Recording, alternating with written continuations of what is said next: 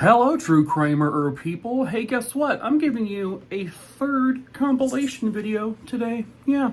So I plan to give you 3 today. I'm going to try to do 3 more tomorrow. That way on Sunday, which is the 15th, I can start my, new official posting schedule. So I will be posting long form videos every Sunday and Wednesday like I always do. And then Monday and Tuesday, I will post short form videos, something just less than 10 minutes. Usually it's because I have a lot of cases on my list that there's like really not enough information for a full 20 or definitely not 30 or 40 minute video, but I can probably get at least 5 to 10 minutes of information in. So there's that. And also to like the people who kind of just need a break from long form stuff and prefer shorter form stuff. I will also start utilizing YouTube Shorts a lot more in the next couple of weeks, I think. So be on the lookout for those too. And let's be honest, I will probably still post a compilation video here and there because I can't quit you. I also realized that I have a whole other backup page on TikTok with a lot more videos. Those are my spookier content videos usually. So they're not all true crime stuff. It's like weird ghost things, alien things, that kind of stuff. So I'll probably make compilations of those too and just post them here while I can. Yeah, so I guess look out for that stuff as well. So this theme of this particular compilation is, I'm going to call it Smorgasbord. I went through some playlists that only have like a few videos here and there in them, so I kind of just combined a bunch of playlists into this video. So you're going to get things like cases where people survived, you're going to get Shark Week stories, you're going to get murder for hire plots, and whatever else. So this does not have a coherent theme. So have fun with it, or don't, because none of this is fun. This is all terrible stuff, so you shouldn't be having fun, Mike. Without further ado, here's like 25 or so, maybe, because I can't count anymore, stories. So viewer discretion is advised.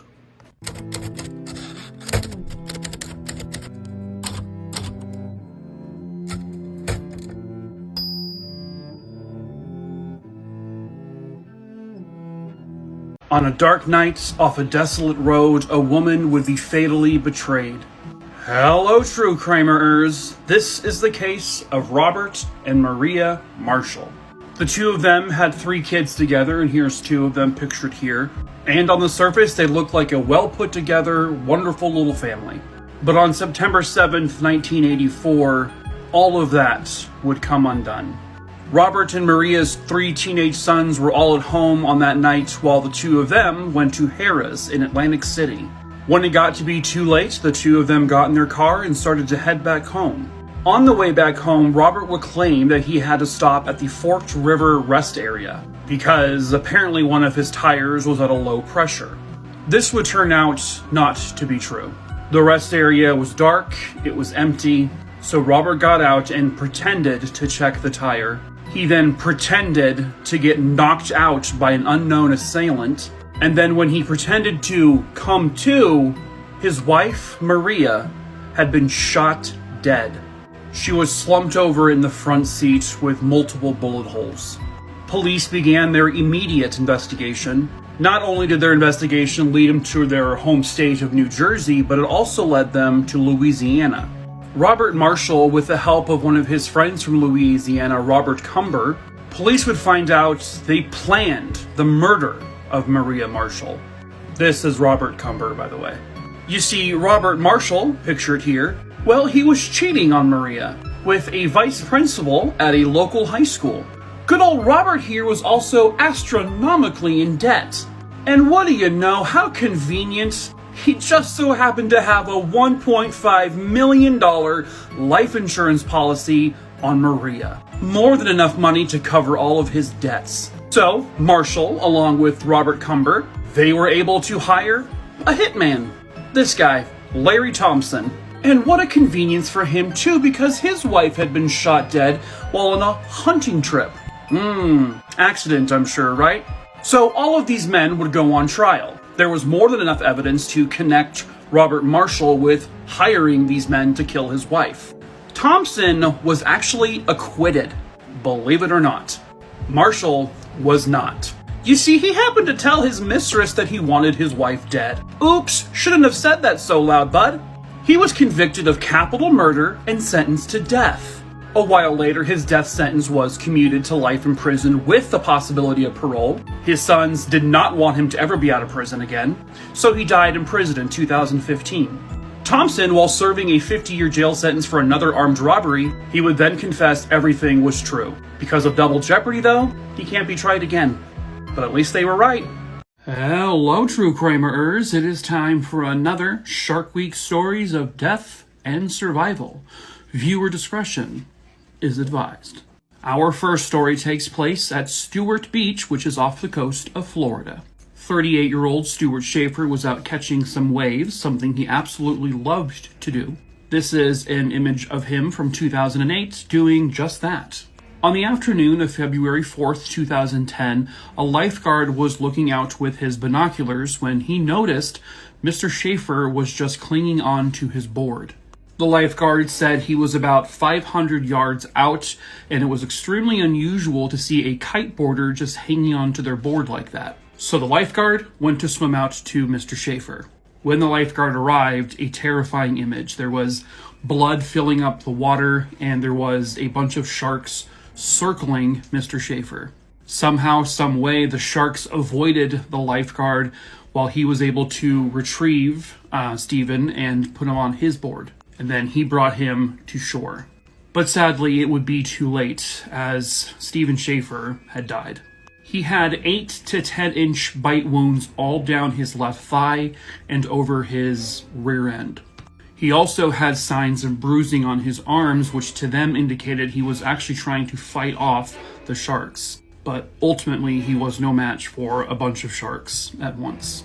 It was actually only the 14th shark-related fatality in Florida's history, and the first attack from that beach since the 1800s. Our story of survival is that of 18-year-old Mike Coots. He was surfing off the shores of Kauai, which is in Hawaii, when all of a sudden what they believed was a tiger shark would lunge up and grab at his leg, and it ripped his leg clean off. As the shark was biting at his leg before he took it off, Mike was able to punch the shark several times in the eyes. The shark would then swim away, but like I said earlier, Mike had lost his leg. He told people while in the hospital recovering that, you know what, if I can get back in the water right now, I would. As a matter of fact, a month later, he did. He got right back in the water. He now has a prosthetic leg, and he still surfs to this very day. And one really, really cool aspect to this story is that Mike Coots is now a shark advocate, which I love. This is an actual photo he took, which is a beautiful photo of him kind of just being surrounded by sharks. His story kind of stresses the fact that, again, you are in the sharks' world. We invade their home. They can't go anywhere else. This event actually amplified his love of sharks. And I don't know, I think that's just really fucking cool. And to this very day, he advocates for saving sharks' lives and not killing them. This is Murder in Tinseltown, the case of Dominique Dunne. Dominique was born on November 23rd, 1959 in Santa Monica, California.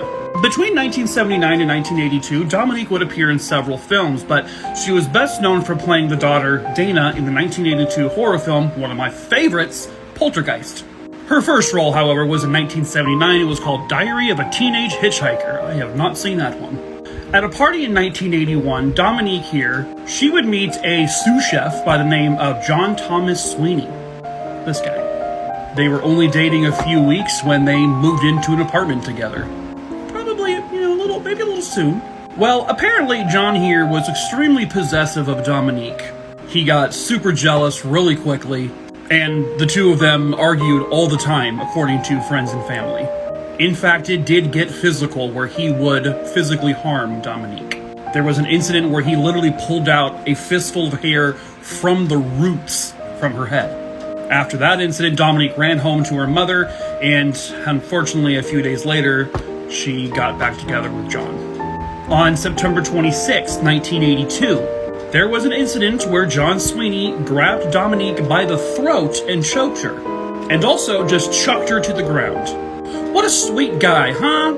Luckily, her roommates heard all the gagging sounds, and he went into the room, and that stopped the attack. Dominique then pretended to get back in bed with John, but then she bolted out the window, got into her car, and started it. When John jumped out of the window, jumped on the hood of the car, like a normal person, and then Dominique, who started to take off, John fell off the hood, and then she then fled and went back to her mother's house, where she would call and say, "We're breaking up, we're done." Dominique would move back into the West Hollywood home, but not before changing all the locks so that John couldn't get in. Fast forward about a month, on October 30th, 1982. Dominique was rehearsing for a scene from the miniseries V with her friend and fellow actor, David Packer. Some point during the evening, Packer would say that John Thomas Sweeney would come to the house, screaming for Dominique to come outside. After a conversation through the door, Dominique finally agreed to go outside and speak with him privately. David Packer would then hear a lot of screaming, and then suddenly a loud smacking noise, a few screams, and a loud thud. He then immediately called the police because he knew something had happened. And he said, "If anything happens to me, it was John Thomas Sweeney who killed me." When police arrived, John Thomas Sweeney had his hands in the air and he said, "I just killed my girlfriend and I just tried to end my own life." He claims the only thing he can remember is being on top of Dominique's body with his hands around her throat. Dominique was placed on life support, but she died a few days later. In 1983, he was convicted of voluntary manslaughter, and he only served 6 years. He changed his name to John Mara, and is still alive to this day. This is the most incredible survival story you will likely ever hear. Hello, true crimerers. This is the incredible story of Alison Botha. Viewer discretion is extremely advised. I want to give you a pretty big warning. This one is an extremely distressing and graphic story to hear. In December of 1994, Alison Botha was a 27-year-old living in Port Elizabeth, South Africa. On the evening of December 18th, 1994, Alison and her friends were having a good time at the beach, and then all of them went over to Alison's apartment afterwards. They had pizza, they had drinks, they had a great time. It got late, so they all decided to leave, and Alison had promised to give one of her friends a ride home, which she did. She dropped her friend off and then circled back to her apartment. Her parking spot that she had was taken, so she found another one. Almost immediately when she parked, she felt a person. There was a man there with a knife, and he just said to her, "Move over or I will kill you." She was scared out of her mind, so of course she complied. He then took over driving the car where he went to go pick up a friend of his. The two men were Franz Dutoit and Tons Kruger. They brought her to some remote location, and they told her, "We are going to have sex with you. Are you going to fight us?" Terrified, of course, she said, "No, I'm not going to." Both men would proceed to sexually assault her. After they were done, they attempted to suffocate her, but it didn't work. She passed out, but she was still alive. Armed with a knife, they then stabbed her 30 times in the abdomen. She said that she could recall that they wanted to specifically mutilate her private parts, but they didn't. They noticed that she was twitching after this, so they thought she's still not dead. So they slashed her throat 16 times. She says all she can remember is a wet sound and his arms moving back and forth. Her throat was cut so bad that she was nearly decapitated. The two men thought there's no way she survived, and so they left. But Alison was alive. She managed to crawl herself towards the road, and she finally noticed some headlights. She said she realized the gravity of her throat slashed, that she felt her head move backwards. She also felt her intestines coming out of her body. By a miracle, she got herself to the road. And this man, Tian Eilard, he found her. This is a still from a movie they made about this, but this is what it appeared to be. They brought her to the hospital where, by a miracle, they managed to save her life. She remembered her attackers and they were arrested. They both got sentenced to life in prison. Alison is now a motivational speaker and one hell of an inspiration. This is one of the weirdest fucking cases I've ever told, there's a fortune teller involved, for God's sakes. This country. Hello, true crimeers. This is the case of Joey Fischer. Viewer discretion is advised. Joey was an 18-year-old living in Rancho Viejo, Texas. He was a well-respected young man. He was considered funny and energetic. He was highly intelligent, and he had dreams and aspirations of becoming an engineer. He already had plans to go to college for it. That didn't get to happen. During his junior year in high school, he started dating Cristina Cisneros, who had a mother named Dora. She looks sweet, right? Well, first of all, she approved of the relationship between her daughter and Joey. Like, really fucking approved of it. Dora Cisneros was described as someone who was extremely protective of her family. So when Joey eventually broke up with her daughter, Dora would start exploring some options. First, she began to pester the boy. She called him day and night, saying, "Why did you break up with my daughter? Get back together with her right now. Please get back together with my daughter." Like, no shit. She would, literally do this to him. And Joey was always polite. He said, "Ma'am, your daughter is a lovely girl. I'm just not wanting to date anyone right now." Dora then started harassing Joey's father, saying, "Why did your son break up with my daughter? He's old enough to make his own decisions. Leave it be." So she said, "Will you please meet with me and we'll discuss this in person?" So Joey's father actually agreed to do this. Gosh, she looks like a nice lady though.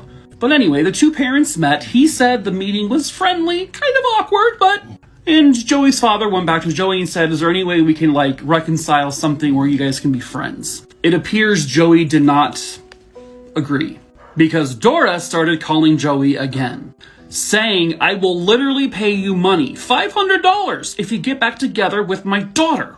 And Joey said, "No, lady, please leave me alone." In Joey's senior year in high school, he started dating another girl. But also, Christina started dating other boys. All good now, right? No. In the early morning hours of March 3rd, 1993, at his home, Joey would go outside and begin to water off the windshield of his vehicle, when all of a sudden, 2 gunshots rang out, and when his family went out to check to see what happened, Joey had been shot dead. Joey had a bullet through his heart and a bullet through his brain. It would be revealed that he was shot with a .38 caliber super pistol. Police believed that this was clearly the work of a drive-by shooting, but no one saw anything actually happen. But after some investigating, police discovered there was a shoe print right outside where Joey was shot that did not match his shoe or anyone else's shoe in the house. There was also a yellow business card there. And that business card was for a bail office in Texas. After reaching out to the bail office the card came from, they determined that it likely came from Rudy Cuellar, a recent bail applicant. He lived in Dallas, but he was originally from Mexico. And this is just where it just gets weird. They would trace Rudy Cuellar to a man by the name of Daniel El Guaro Garza. He was a man who lived in the Brownsville area who had also gone back and forth to his, home country of Mexico. So, he would be linked, I shit you not, to a fortune teller whose picture I can't find, so you get this, to a fortune teller named, and I have to read this, Maria Mercedes Martinez de Sanchez.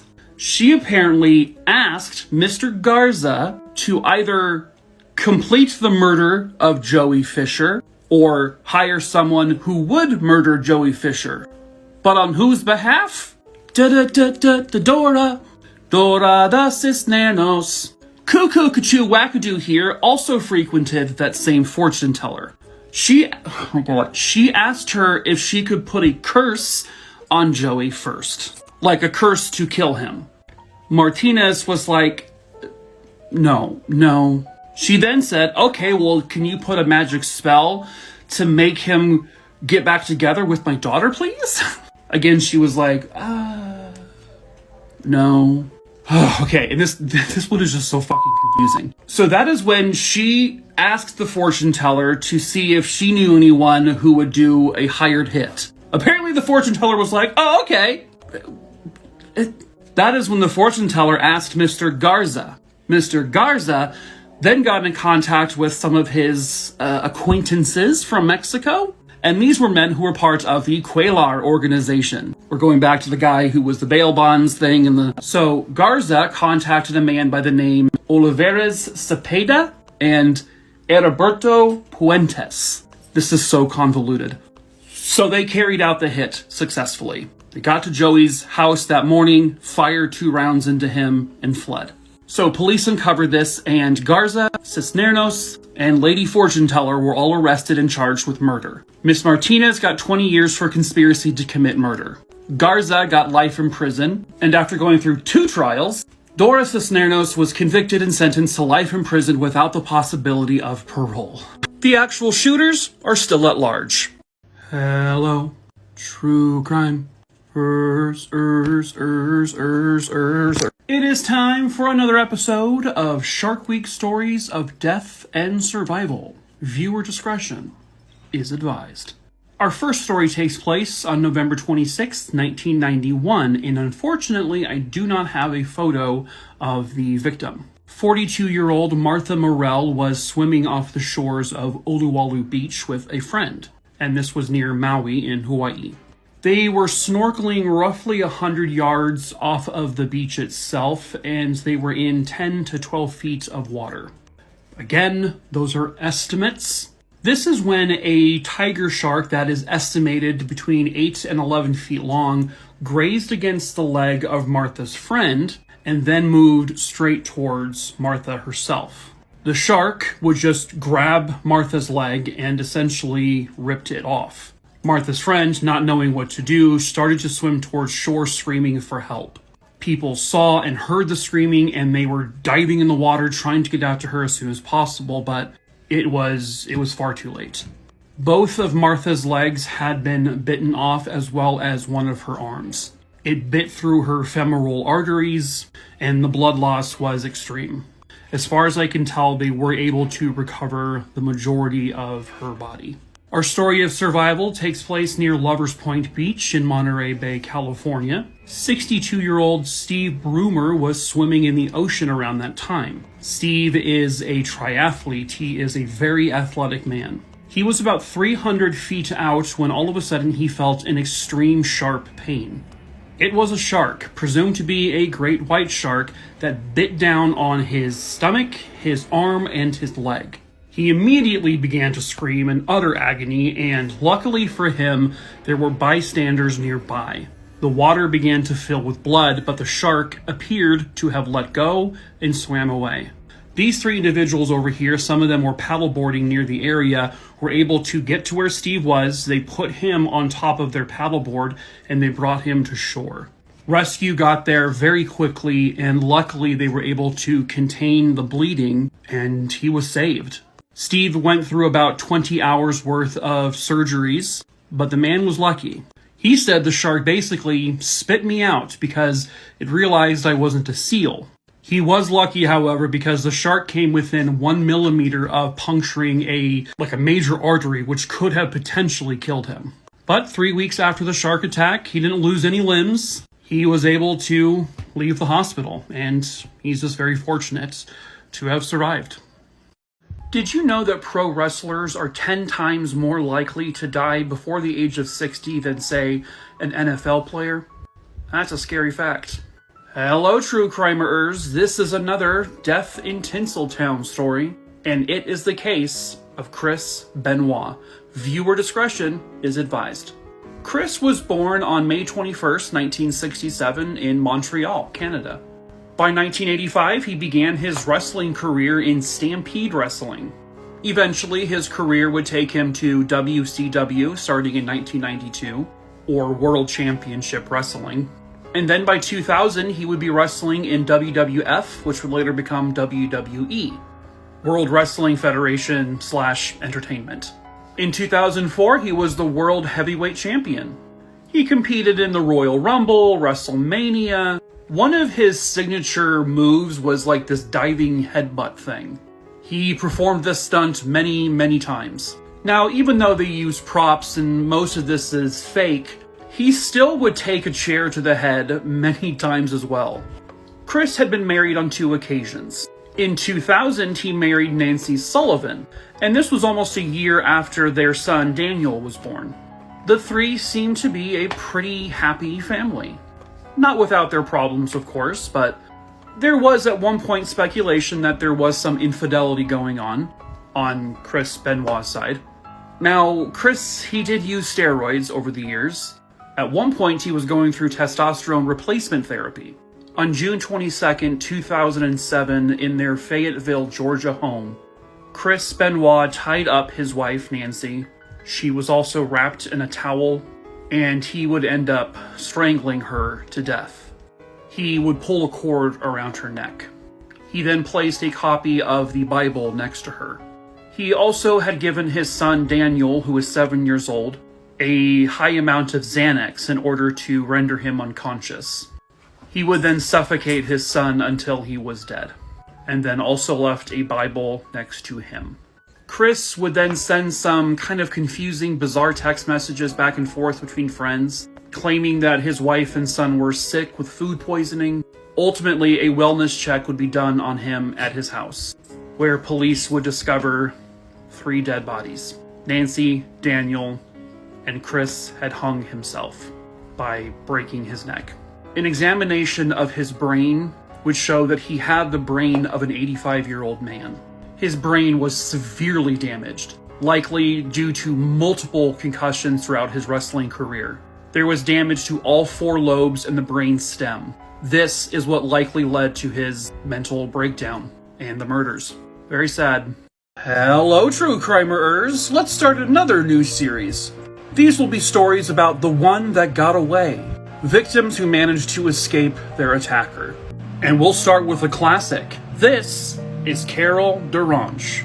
On November 8th, 1974, Carol was 18 years old, and she decided to take a trip by herself out to a mall in Salt Lake City, Utah, where she lived.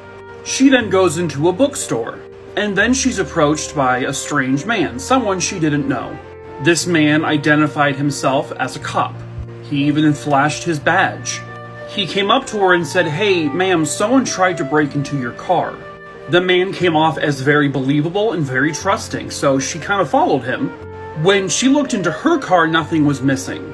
This man, posing as a cop, said, "Hey, go ahead and get in my car and we'll go to the police station." The odd thing about this is that the man was driving this VW Bug. He was also dressed in plain clothes and he smelled a little bit of alcohol. But again, he flashed a badge, she trusted him, she got into this car. They were driving down the road in the car when he suddenly pulled over next to an elementary school. When she went to reach for the handle by her door, she noticed there wasn't one.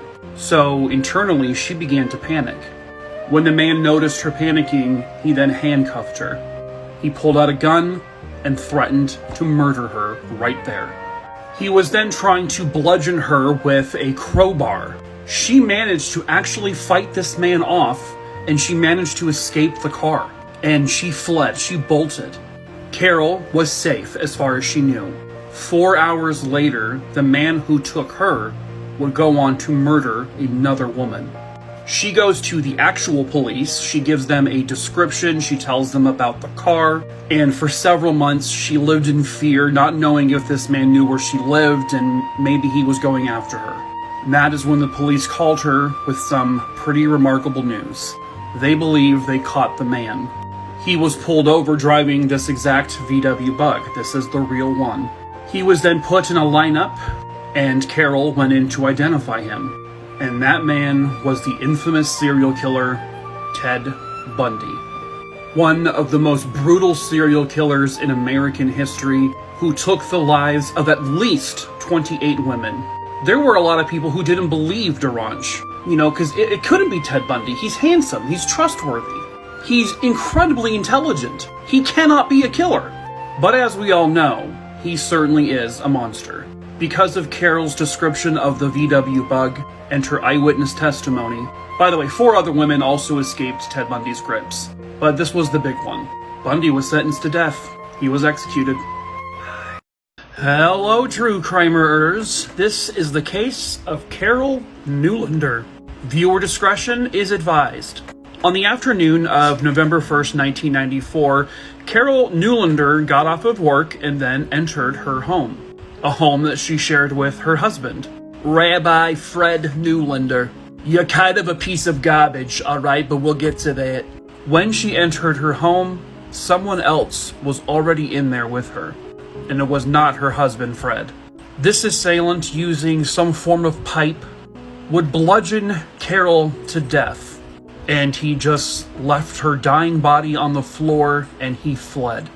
Evidence inside the Cherry Hill, New Jersey home would appear as if a robbery had also taken place. It also appears there may have been more than one assailant, but something about it just looked off. The robbery looked staged. Now, Fred, because he is the husband, was the obvious first suspect. But he had an airtight alibi. He was at his temple, Makua Shalom, a temple he himself founded in 1974.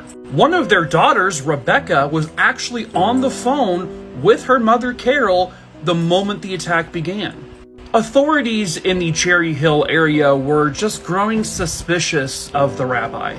They knew he wasn't present for the killing, but could he have possibly hired someone to do it? You see, Fred here, well, he was chasing some younger tail. Kind of younger. Maybe like a couple days younger, I don't know. This is, at the time, radio host Elaine Sonsini. That's a fun name to say. It makes me want ravioli. Fuck, I love pasta. Anyway, she was having an affair with the rabbi. This had been going on for about 2 years. Well, concerned that the community might find out of this affair, and, he'll lose his standing in the community, he'll probably lose his temple, Fred would say, and he would even say it to Elaine here, I wish Carol was just, poof, gone. They had enough evidence at this point to arrest Fred Neulander for the conspiracy part of this. Then, in April of 2000, a man by the name of Len Jenoff, he came forward and confessed that he, along with a man named Paul Daniels, they were both in the house the day Carol was murdered, and they bludgeoned her to death with a pipe. And they were hired to do so by our buddy the rabbi. You make me sick. What would your mother think? Prick. The rabbi agreed to pay $30,000 for this, and a job with Israel's spy agency. Fred's first trial ended in a hung jury. In the second trial, one of his sons testified against him, and in this trial, he was found guilty. He got 30 years to life. They got manslaughter, and both will be released soon. Imagine clinging on to life as you are surrounded by hundreds of sharks. Well, there are at least 2 people who came out on top. Hello, true crimerers. This is a survivor story, and it is the story of Deborah Scaling Kiley and Brad Kavanaugh. Viewer discretion is advised. In 1982, Deborah and a few of her friends would set sail, and they were going from Maine down to Florida. It would be a 1,300-mile trip that would take about 6 days. When they set off, the weather was absolutely gorgeous. Deborah would say that the weather simply did not get any better than what it was that day. But then, the second day was not the same.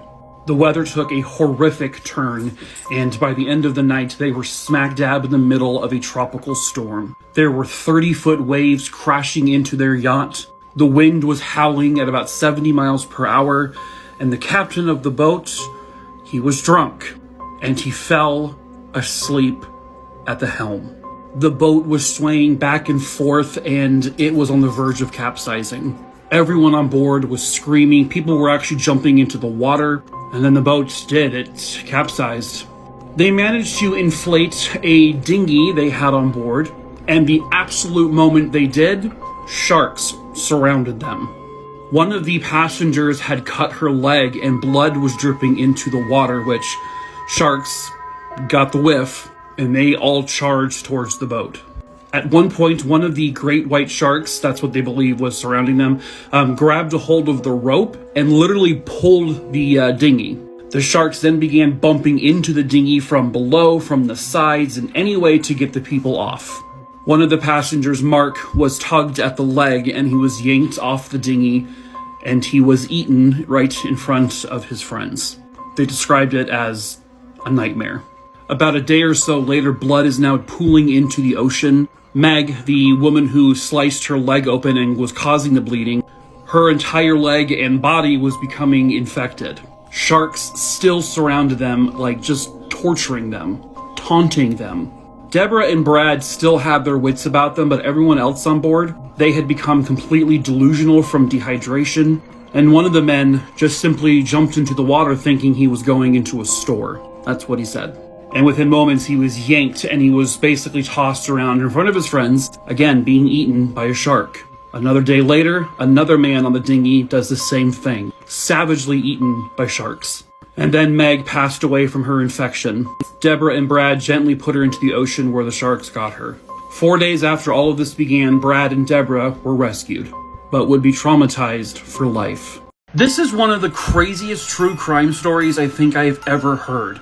Hello, true crimerers. This is the case of the Baraboo Bone Breaker. Pictured here is 13-year-old Thad Phillips from Baraboo, Wisconsin. And on the night of July 29th, 1995, he was asleep on the couch in his family's new house. Suddenly someone picks him up off the couch, and he was in such like a sleepy daze that he just assumed it was a parent who was just going to bring him up to his bed. When he woke up fully, he wasn't in his room. He was outside with a teenage boy he didn't know. This boy was extremely friendly. He asked Thad, "Hey, do you want to come back to my house and hang out?" Thad, still kind of disoriented, said, "Okay, sure." The boy would introduce himself as Joe. In fact, he was 17-year-old Joseph Clark. He told Thad, "We're going to throw a party here really soon." He was name-dropping some of Thad's friends to kind of get him, wrapped up in this. Joe said, "Hey, you want to go upstairs and check out my cool model car collection?" Thad's like, "Okay, sure, yeah." Once they were upstairs, Joe completely changed. Again, viewer discretion is advised, and severe trigger warning. Joe took Thad and threw him on top of a dirty bed, jumped on top of him, grabbed him by the leg. He twisted Thad's foot around until his ankle literally snapped and the bone broke. Thad was like, "Oh my God." He jumped up even though his ankle was broken, tried to run away, but Joe caught him, grabbed him, started punching him, kicking him. Thad would later say he felt a really strong friction in his legs. Ugh. Joe then threw him downstairs, put him on the couch, and Thad tried reasoning with him. He asked Joe, "Why are you doing this?" Joe said that he enjoyed the sound and the feeling of bones breaking at his whim. He told Thad he had done it before, and that he loved it. Joe would then continue to basically torture Thad, and then he would flip back to being like best buds with him. They would watch movies together. The attacks would be based on Joe's anger. Like one day, his car wouldn't start, so he twisted both of Thad's legs until they splintered. He then broke his knees, jumped on his chest. This went on for 43 hours. He was going days without food.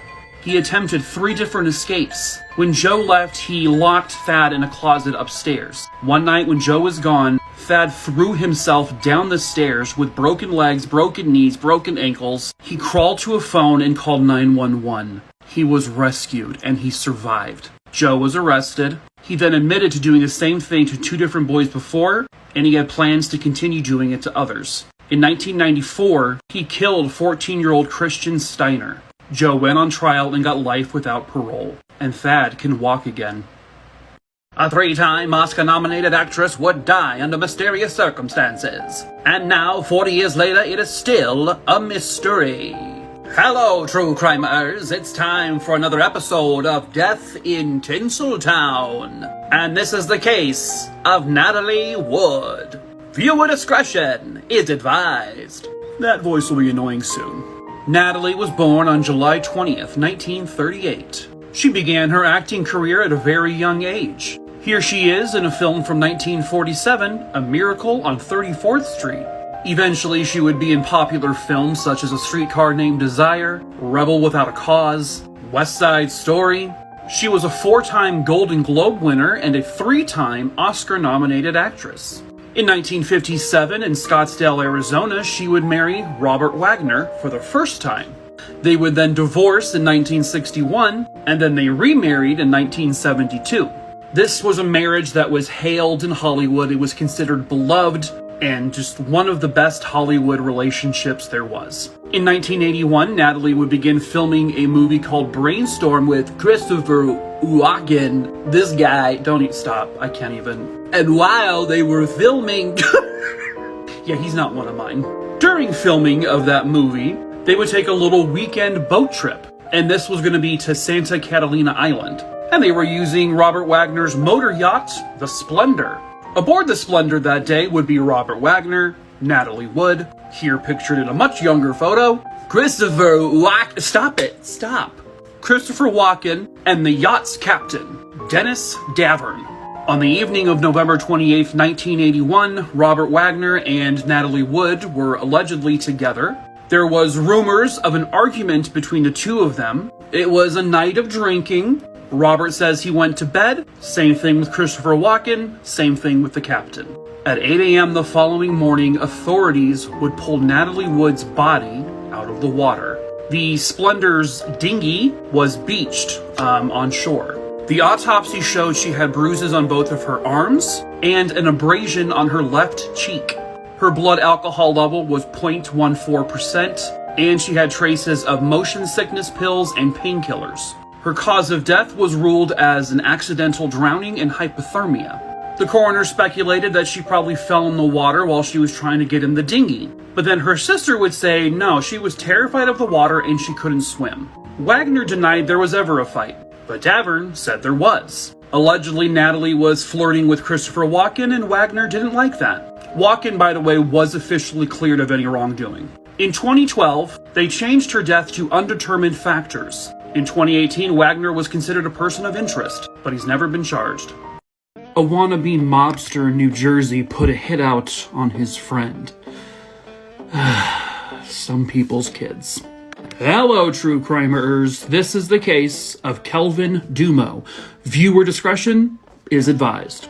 Now, unfortunately, I really can't find a whole lot of information on Kelvin, so I tried looking for his obituary, but there wasn't really anything written in there. But in the guest book condolences section, I can see that Kelvin was a beloved friend.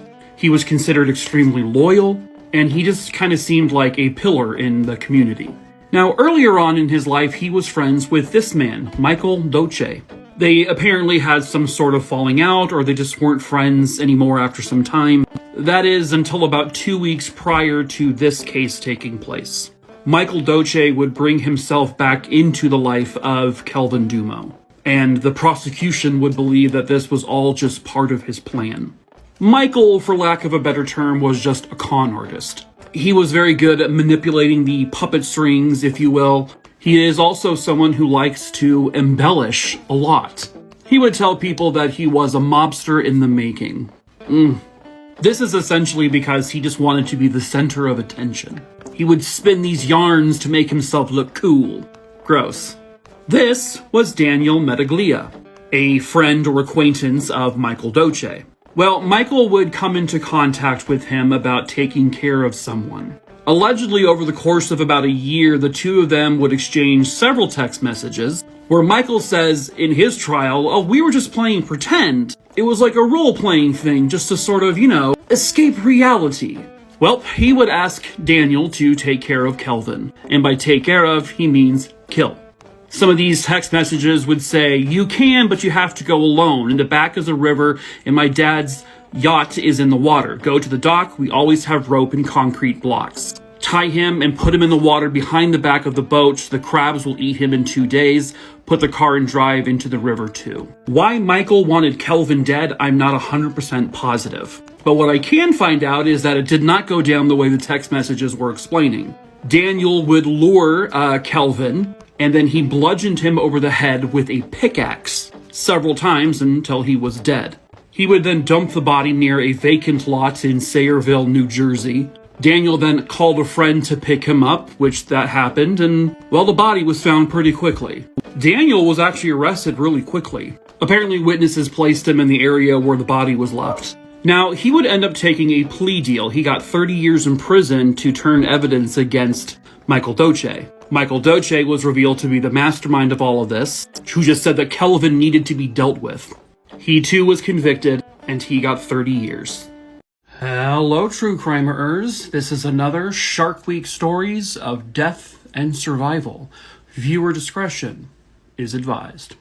Our first story took place on December 7th, 1952 in Pacific Grove, California. 16-year-old Barry Wilson was out surfing with his friend Bruckner Brady Jr. The two of them were about 15 meters from shore, or about 50 feet or so, when all of a sudden what is believed to be a great white shark approached the two boys. The shark was heading more towards Barry Wilson, and Bruckner noticed this. He had a little knife kind of sheathed onto his side, so he began to swim towards his friend, and he took his knife out. The shark then grabbed a hold of Barry Wilson. Bruckner was able to get there, and he started to stab the shark with the knife, but eventually the knife slipped out of his hand and it fell to the sea floor. So now both Barry and Bruckner are starting to punch the shit out of the shark, and the shark finally lets go and swims away a little bit. There were also members of a dive club there, and they noticed the attack happening, so they jumped into the water and began to swim. They got there, they took Barry Wilson and put him in one of those little circular inner tubes, and as they're beginning to swim back towards the shore, the shark comes back. It grabs a hold of Barry's leg from the inner tube and begins to pull him. It began to basically thrash him back and forth, but eventually the shark let go. It took about 15 minutes for them to reach the shore because of the tide, but by the time they got there, Barry Wilson was pronounced dead. His femoral artery had been severed. He had several razor-like cuts to his leg, and he lost a large amount of blood. They estimated the shark that they saw attack him was about 14 feet in length. Our story of survival was 13-year-old Bethany Hamilton. By age 8, she had become a very popular competitive surfer. On August 31st, 2003, her and her family were in Kauai, which is in Hawaii, and she was out surfing on her board, and she began to lay flat on her belly when a 14-foot-long tiger shark approached. Bethany had her left arm just sort of dangling in the water, and so the shark came up and just grabbed her arm and ripped it right off. And then at that point, the shark thankfully took off. It also took a chunk out of her surfboard, which is this one, that has now been placed in a museum. But Bethany was rushed to the emergency room, where thankfully they were able to save her life. After she was fully recovered, she went right back to it. She started surfing again. Since then, she's won ESPY awards, she's an author, she's been on The Amazing Race, The Biggest Loser, 19 Kids and Counting, and she has just simply become quite the inspiration. Today, we are unfortunately covering the murder of 10-year-old actress Judith Barsi. Judith was born on June 6, 1978. Her mother and father were both immigrants from Hungary. Her parents didn't actually know each other in Hungary. They actually would meet later on in California. Judith's mother would get her into acting by the time that Judith was 5 years old. Judith would appear in commercials. She also landed guest spots on TV shows. She would appear in Jaws: The Revenge, a movie that never should have happened. She would even act alongside Ted Danson. Her most noteworthy film credit, though, would be the voice of Ducky from Land Before Time, one of my favorite movies when I was growing up as a kid. And now I think there's, 87 billion of them? She would also voice characters in the film All Dogs Go to Heaven. And actually, All Dogs Go to Heaven would be her final role. When Judith's career began to blossom, this somehow triggered something in her father's brain. He was already an alcoholic, but this success she was having, I guess, turned him to more alcohol. He actually threatened to end his own life as well as the life of his wife and daughter, several times actually, and at one point, Judith's mom, Maria, would call the police and say, listen, he is threatening to hurt us. He's threatening to kill us. But because police would find no actual evidence, like physical evidence, showing his abuse, they couldn't do anything. There was a telegram found that was meant to go to Maria that one of her family members had died in Hungary. But her husband, Josef, withheld that note from her because he thought that might make her go back to Hungary. Judith would at one point say that her dad threw pots and pans at her. This began to stress her out. It messed with her mentally. She began gaining weight. She began plucking out her own eyebrows. She would pull out her cat's whiskers. Judith would finally see a child psychologist, and then they would determine that she was in fact being physically and mentally abused by her father, and Child Protective Services was called. Her mother convinced CPS to drop the investigation because she said, I'm divorcing Joseph and we're going to Panorama City. But that never happened. On July 28th, 1988, inside the Barsi home, 3 bodies were found. Around 8:30 a.m. the previous morning, Joseph shot and killed his wife and his 10-year-old daughter Judith. He then ended his own life in the garage. The signs were there. Red flags all over. How did this happen? Jeffrey Dahmer claimed the lives of 17 young men. Tracy Edwards was supposed to be the 18th, but instead, he was his downfall. Hello, true crimerers. This is another survived case, and this is Tracy Edwards. Viewer discretion is advised. Inside this apartment building in Milwaukee, Wisconsin, lived a man who seemed to his neighbors to be quiet and introverted. That man was the unremarkable Jeffrey Dahmer. Wait a minute. Whoa. By the summer of 1978, 18-year-old Jeffrey Dahmer had graduated high school. Well, one night when Dahmer was driving, he saw a man hitchhiking. His name was Stephen Hicks. Stephen wasn't wearing a shirt, and this tickled Jeffrey's fancy. So Dahmer picked up the hitchhiker and asked if he wanted to go back to his place for a little bit for some beers. Stephen said, sure, why not? So they go back to Jeffrey's apartment, and after a few hours, Stephen just wanted to go. But Jeffrey said, I didn't want him to leave. So Dahmer did what any normal person would do, right? He picked up a 10-pound weight and bludgeoned Stephen. He then strangled him to death with the bar of a dumbbell. And then he gratified himself over his corpse. Between 1978 and 1991, he would continue this pattern 16 more times. He would evolve his crimes, though. He would dismember his victims, eat part of his victims, use parts of them for decor. He would put their bodies and their body parts in these giant drums of chemicals. It was a true house of horrors. On the night of July 22nd, 1991, Dahmer would meet his end. Dahmer approached him and his friends at a bar and said, hey, will you come to my apartment? I'll take photos of you nude. You know, this is for like a photography thing. I own a photography company. Tracy was the only one to say, sure, why not? The moment they walked into his apartment, he knew something was wrong. His apartment smelled disgusting. It was like a nauseating chemical smell. Well, at one point when Tracy turned his back, Jeffrey put a handcuff on him, but he wasn't able to secure both cuffs. But Tracy played it cool. He knew something was wrong. He feared that if he looked scared, Jeffrey would do something to him. So he played along with him, kind of like flirted with him, to lower his guard. And for 5 hours, he's desperately trying to find a way to escape. He convinced Dahmer to let him sit down on the couch while they drink a few beers. Tracy said, I need to use the bathroom. Dahmer said, sure. Tracy got up and then punched Dahmer in the face. And he bolted out the door and ran down the street until he came across some cops. The cops got there and, yeah, Dahmer was arrested. He was convicted of 17 murders, and Dahmer was killed in prison. Hello, true crimerers. It is time for another Shark Week Stories of Death and Survival.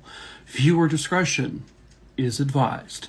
Our first story takes place on December 19th, 1981, and this is in Monterey, California, specifically off of Moss Beach. 24-year-old recreational surfer Louis Boren was surfing off the coast. He had been there with some friends, and the friends decided, well, we want to go in and get some lunch, but Louis would stay behind and keep surfing. But then, no one ever saw Louis again. A few hours after that, a very ominous sight.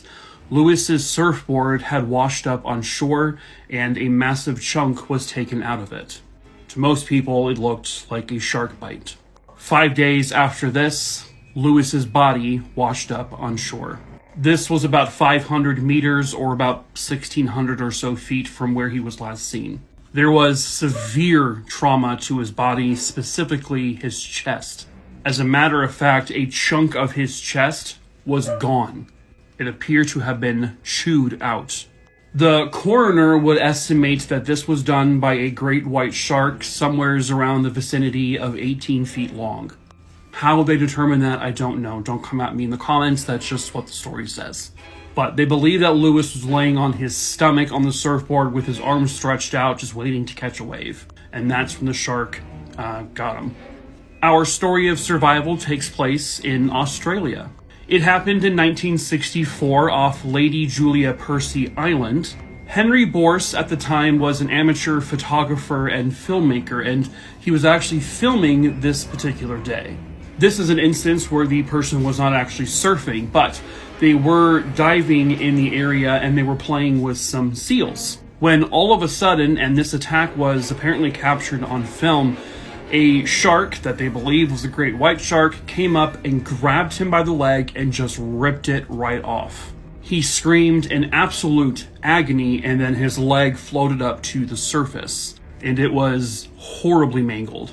His friends were able to grab hold of him and yank him towards their boat, which they all got aboard safely. Henry would later go on to tell that he was able to free himself from the shark's clutches because he took his fist and he shoved it down the shark's throat, and then he began to repeatedly punch the shark in the eye. Had he not been able to do that, the shark may have killed him. But he would survive the horrific ordeal. He would still continue to dive and make documentary films. He would later go on to take footage from his attack and put it into a documentary. The documentary was called Savage Shadows. Henry would end up passing away in 1998. Hello, true crimeers. This is Murdered in Tinseltown. Today's episode, Elizabeth Short, also known as the Black Dahlia. Viewer discretion is advised. Elizabeth Short was born on July 29, 1924. In 1947, she was an aspiring actress living in Los Angeles, and I'll stop this voice right now.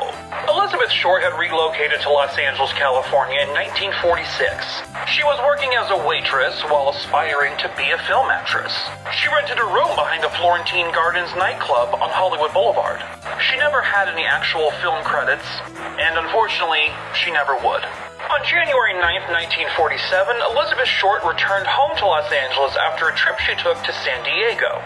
She was meeting 25-year-old boyfriend Robert Manley, who was married. Whoa.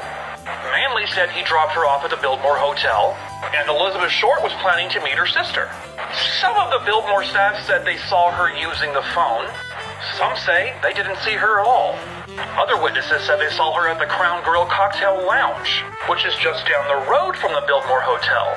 Regardless, that was the last time anyone would see Elizabeth Short alive. On the morning of January 15th, 1947, the corpse of Elizabeth Short would be found.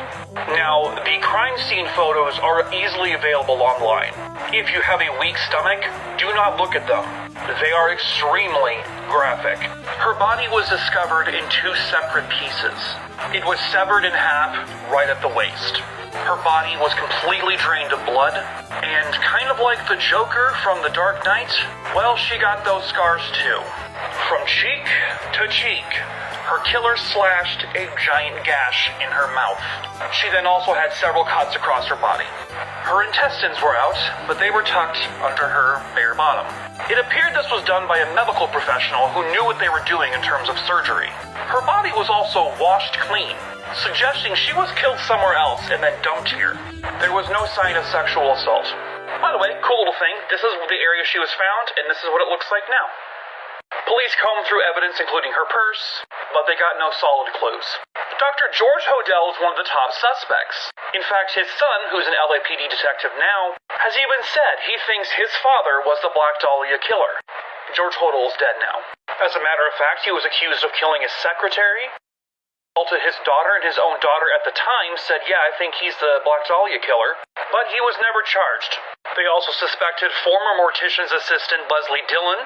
He too had knowledge of, human anatomy and how to cut and where to cut, but again, never charged. At one point, the Zodiac killer was accused of killing her, but her murder is still unsolved. They made a horrible movie too. Don't watch it. Hello, true crimeers. This is the case of Lisa McVey. In 1984, Lisa McVey was 17 years old. She had been forced by her alcoholic, drug addict mother to live with her grandmother, which was not any better for her whatsoever. She was abused by her grandmother, and she was sexually abused by her grandmother's boyfriend. On occasion, her grandmother's boyfriend would put a gun to Lisa's head. In the weeks leading up to the case we're about to talk about, Lisa was debating ending her own life. On November 3rd, 1984, Lisa had just got off her shift from a local donut place she worked at, and she would get to work and go home from work on her bike. Well, on this particular evening, she noticed a car was following her. And before she even knew it, the guy got out of the car, kicked her off her bike, put a gun to her head, and forced her inside his car, where he blindfolded her. The unknown man brought her back to his apartment. She was constantly blindfolded, but she was crafty enough to use stuff she saw on detective shows. At one point, he made her feel his face, and she noticed all of the, divots and stuff on his face and where his, beard or mustache was. She paid attention to her surroundings when he initially kidnapped her. She recognized that he had gone to an ATM, and she kind of recounted the amount of time it took to get certain places. When she was in his apartment, she would deliberately leave fingerprints everywhere in case he killed her. The police would know she was there. Lisa was able to use her experiences with sexual abuse to her advantage. You see, her kidnapper was a little dim-witted, so she was able to speak to him as if he were a toddler. She told him, well, I can just be your secret girlfriend, and he actually bought it. Then she made up a lie that she has a sick father at home and she's the only one who can take care of him. Her captor did sexually abuse her and torture her for 26 hours, but she managed to convince him to bring her back home. So he drove her out to the woods, put a blindfold on her, and said, wait 5 minutes, take the blindfold off, and then go.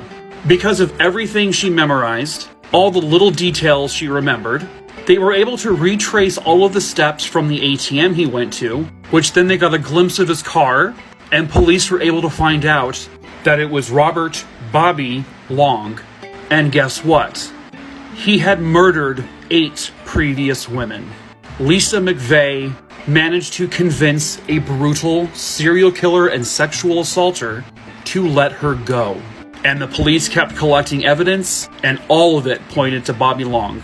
He was arrested and convicted of murder and was sentenced to death. Lisa McVey was in the front row to watch it happen. She would use her experience and she became a sheriff's deputy. And by the way, the grandmother's boyfriend was arrested too. This is a tough woman. 2 years after she was brutally attacked and left for dead with no memory of what happened to her, she would end up living with her attacker. Hello, true crimerers. This is the survival story of Amber Smith. Viewer discretion is advised. In 2013, Amber was a 20-year-old college student and single mother living in Fort Collins, Colorado. In the late evening hours of August 31st, 2013, here at Cottonwood Glen Park, people in the area would start calling 911 because they were hearing the screams of a woman calling for help. Within moments of the first phone call, an officer was there. Near a park at the tree, he came across a woman who was covered in blood. Her wrists were duct taped, as well as a piece of duct tape over her mouth. The young woman had been beaten. It appeared that they tried to strangle her, and she was sexually assaulted. The woman was 20-year-old Amber Smith, but she was alive. Now, she was brought to the emergency room. She would recover, even though she did have brain bleeding. That would lead to her having memory loss of any of the events that happened that night. She had absolutely no clue who it was that attacked her. When police began their investigation, they spoke to some friends, and they came to the conclusion that Amber was actually first at Rossboro Park in Fort Collins, Colorado. She had been with a friend that night, a friend named Eric, and they had been drinking a lot. Amber had a lot of vodka, and she ended up passing out on a bench at the park. Eric, for some reason, left her there. He thought, she'll be fine. Police would obviously question Eric a lot, and they were able to successfully rule him out. This is because there was DNA left inside of Amber, but also DNA on the duct tape. Sadly, the DNA did not match anyone, and the case would go cold. 2 years later, Amber and her child end up living in a house with some friends. One of those friends was a man by the name of Stephen Moon. He would go by Sam. Amber would end up confiding in her story to Sam, and by all accounts, he was nothing but sweet to her. He offered her a shoulder to cry on whenever she needed to, and they became friends. 2 years after that, so now 4 years after the attack, Amber is now living in her own apartment with her child, when a bicycle is stolen, and then it was sold at a pawn shop. The police were able to track down the bicycle. There was DNA on it. They just put the DNA into CODIS, because that's what they do, and it matched the same DNA that was left in Amber's case. The person who stole the bike? Stephen Moon. He took advantage of the fact that Amber had no memory of her attacker, but it was his DNA all over the duct tape. She was shocked, of course, but he was arrested. He was sentenced to 128 years in prison. She would be left to die under her sister's bed. Would she find the strength to survive? Hello, true crimerers. This is the story of Karen Widdoss. Viewer discretion is advised. At the time of this story, Karen was a 13-year-old girl living in Wissinoming, Philadelphia. She would become smitten with a 17-year-old. His name was Leonard Tilton. He showered Karen with I love yous and all of this wonderful little sentiment, giving this illusion of romance. Karen's mother wasn't really a big fan of his. She thought he was creepy. In fact, there was a point when Karen told her mother that she also thought he was a little creepy. So 2 years into their relationship, when Karen turned 15 years old, she called it off. She broke up with Leonard. At first, everything seemed kind of okay, but ultimately Leonard was a bit controlling. Whenever Karen would go hang out with a friend, whenever Karen said she met a new friend, Leonard would kind of freak out on her. He was jealous. For a little tiny bit after the breakup, he would call her, touch base with her. They would have friendly conversations. And she thought, you know what, maybe we can actually be friends. No. Then she started receiving calls where when she answered, immediately the person would hang up. Then he began to stalk her. She got out of school early one day and no one else knew that was happening. When she got home, the very moment she closed the door, someone knocked on the door. It was Leonard. He said, I'm just in the neighborhood, but he lived almost an hour away from her. Then about a year later, he made up this story, this ruse that he was moving out of state. But that was clearly an attempt to elicit her to go, oh no, please don't leave. Then she started getting letters, very creepy letters from him. Then, on an early June morning, Leonard tried to wake her up by throwing rocks at her window. She got up, had an argument with him, then she went back to bed. Then a little while later, she woke back up. Leonard was in her room, caressing her feet. Naturally, she freaked out. She jumped out of bed. She ran downstairs. She said, get the hell out of here. So he said to her, can I strangle you? And that's when he lunged at her, grabbed her by the throat, and lifted her in the air. She passed out. He changed her clothes, and then he sexually assaulted her. He then took a butcher's knife and then stabbed her right in the chest. She would come to while he was kissing her on the lips, and then he hit her under her sister's bed. But Karen survived. She got up. She called 911. He was still there. He heard it. So then he beat the shit out of her. She still survived. Ugh.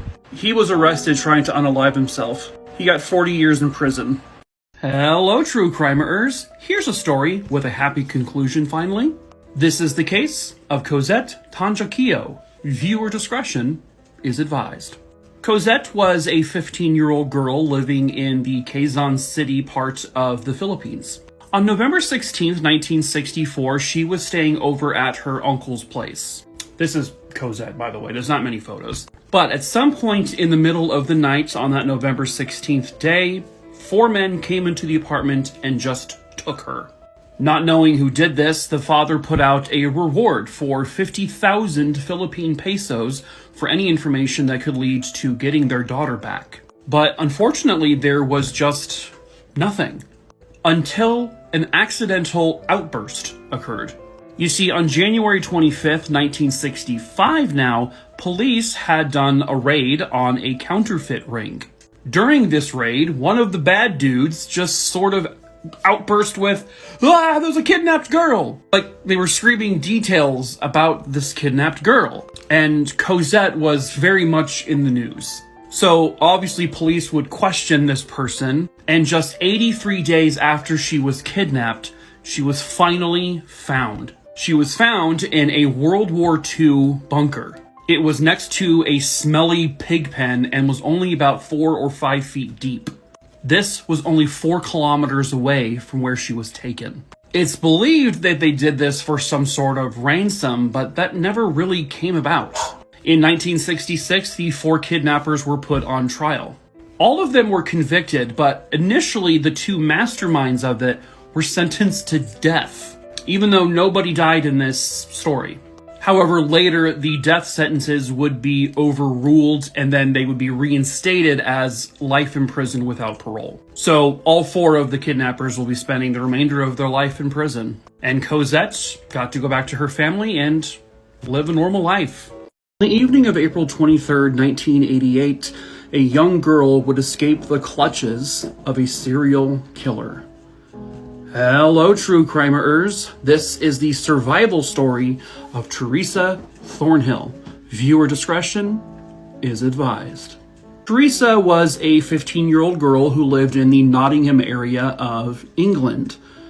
Teresa was described as a super energetic, loved life, loved to go out and hang out with her friends, just a very happy-go-lucky person. But unfortunately, all of that would be stolen from her on April 23rd, 1988. On that particular evening, she had been hanging out at a nearby park with some friends and her boyfriend, and when it was all over, she decided to walk back home. As she was walking down a street by herself and there was no one else around, this van would come up behind her, and it pulled up next to her, and a man got out and asked her, "Hey, can you fix engines?" Asking a 15-year-old girl this. Teresa's like, "No," and then she begins to kind of like nervously attempt to walk away, but before she can, this man comes up behind her and puts his hand over her mouth and squeezes her arms together to her side and is attempting to throw her into his van. Teresa reacts very quickly and very smartly, in my opinion. First, she bites down on his arm, and that has a small effect on him, but because of where her hands are, they're right next to his crotch, she decides to just grab him by the balls, and she squeezes the ever-loving Christ out of them, and that works. He reacts by dropping her, letting her go, to the point where she can start running, and then she sees one of her friends kind of come down the street, and the friend sees what's happening, and he runs towards her, and then at this point, the man, who Teresa described as smelling like extremely foul and just was a very gross, unkempt, disheveled person, he got to the driver's side of the van and said, "You fucking bitch," and then he drove off. Teresa, of course, ran back to her house, told her family what happened. They went to police. She gave them a pretty good description of the man. And over the course of the next, unfortunately, couple of years, they kind of had her do some police, lineups with some suspects, but she was never able to identify her attempted kidnapper. It would be 2 years after this abduction attempt where she finally identified him. A man tried to kidnap a 6-year-old girl. He actually put her in the back of his van. She was tied up, she was bound and gagged, and luckily someone witnessed kind of the end of this and were able to call the police. And police got there and they saved the girl. She was alive, and they arrested the man. Because of all of the similarities, police put a photo lineup with Teresa Thornhill, and lo and behold, the man they arrested was absolutely the man that tried to abduct her years prior, and that man was Robert Black. Well, it turns out a trail of death was behind Robert. He had essentially kidnapped, sexually assaulted, and murdered 4 very young girls between 1981 and 1986. They were able to finally connect those murders. Well, actually, they connected the three of the murders, which would be the murders of Sarah Harper, Susan Maxwell, and Carolyn Hogg, to Robert Black. And he was charged with their murders, and then he was also charged with the attempted kidnapping of Teresa Thornhill. He would go on trial in the early 90s, I believe, and he was convicted of all of it, including the attempted abduction, and he was sentenced to life in prison. And then in 2010 or so, they were able to link one more murder to Robert Black, and that was Jennifer Cardy. And so he went on trial again for this murder, and he was again convicted and sentenced to life in prison. During the original trials, Teresa Thornhill went on the stand to testify against him, and it was incredibly difficult for her to do because, you know, she had to look him in the eye and she had to say all of these things about the man who tried to, quite frankly, probably kill her. She had this elevated level of survivor's guilt, which I completely understand. You know, she was happy to be alive, but she was also just like, all these other girls died and she didn't. So that's gonna mess with anyone's psyche, I imagine.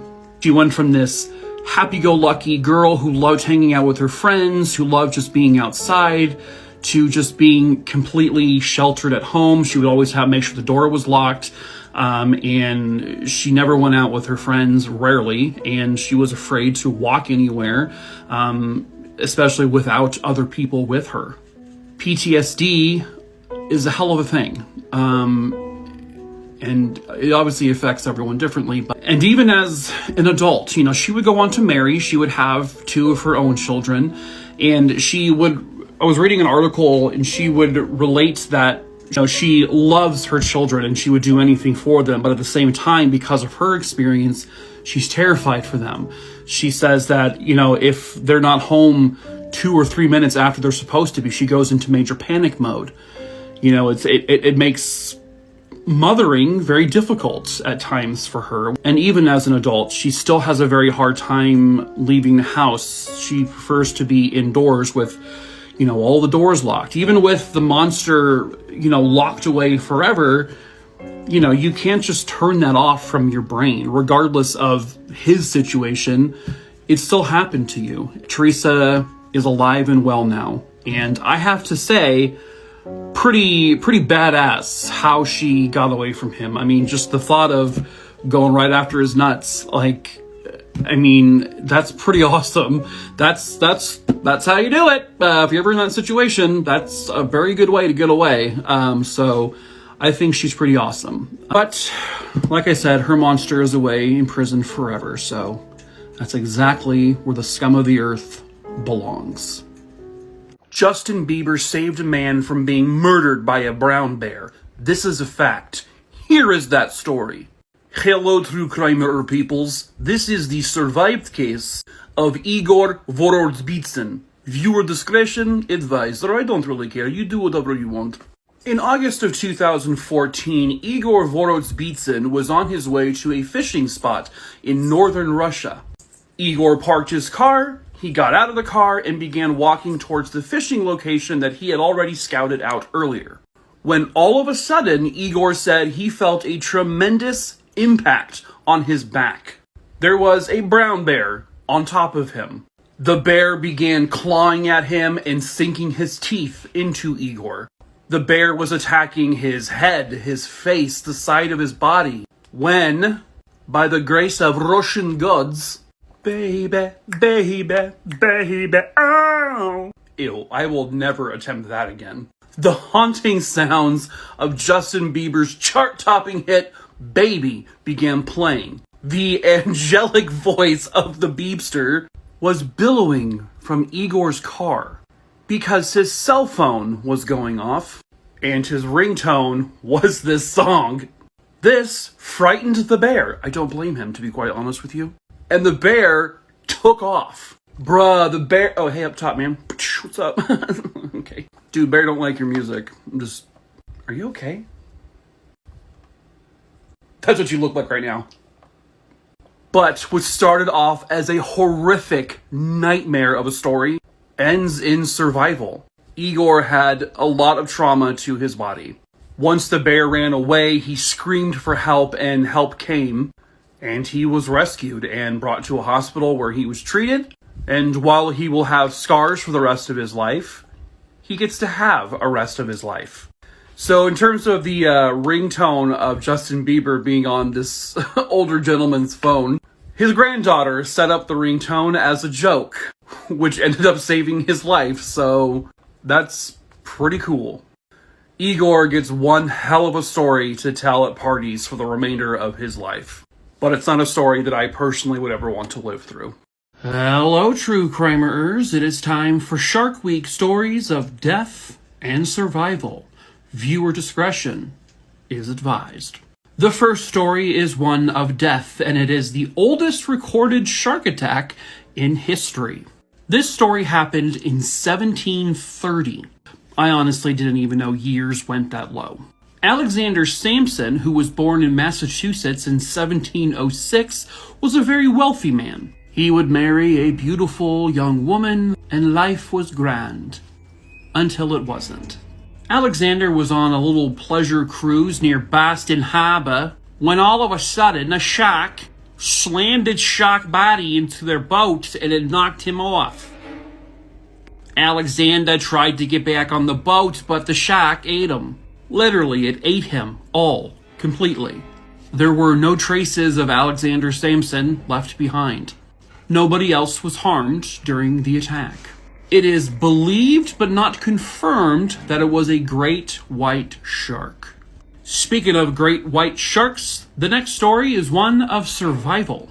This was 24-year-old Todd Endress. Todd was a very avid surfer, and on August 28th, 2007, he was riding the waves in Monterey Bay, California. Now, Todd was riding the waves, and he also noticed there were dolphins nearby, and something that has been told to people is that if there are dolphins swimming in the area, it should be clear of sharks. This was not the case. Todd had a false sense of hope because he saw dolphins. He managed to hit about a 10-foot wave, but fell off his surfboard. And when he did so, suddenly he felt something awful. A great white shark had clenched on to his torso and part of his leg. The bite was so strong that it pierced through his skin, of course, and ended up exposing his rib cage. The bite narrowly missed his lungs and just by millimeters missed his spine. However, it did tear through a lot of muscle. For some reason, the shark let go. And this is because it turns out the dolphin thing isn't so far-fetched. Dolphins would begin to surround Todd, almost creating a barrier between him and the shark. They built this wall of dolphins, basically, and the shark eventually left. Todd managed to swim back to shore where he was given immediate medical help. He was in the hospital for quite some time. This is obviously the aftermath, one of the scars on his back, but he made a full recovery. But sadly, in September of 2016, Todd Endress would lose his life in a fatal car accident.